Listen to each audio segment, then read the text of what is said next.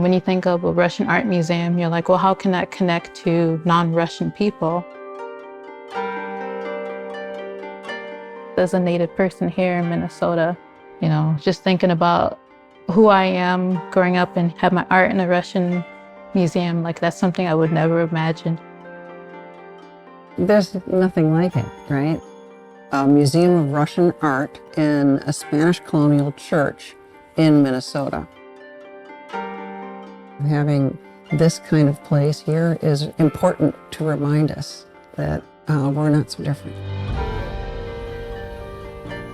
I'm telling the story of different interactions between different classes of Russian people, along with their need for Alaskan natives for their own survival. Now, I thought it was like a really interesting story that should be told. Like, we don't really learn about how the actual people interacted growing up. The Russians, they need the native Alaskans for economy and also for their own survival. When you think of Russian culture, it really goes back at least 1,000 years. It really is much richer and more complex than the latest political maneuverings.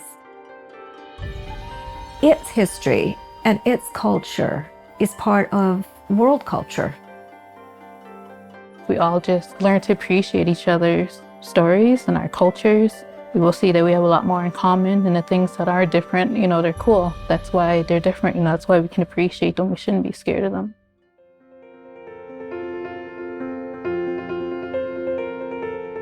This has been a TPT Partnerships co-production.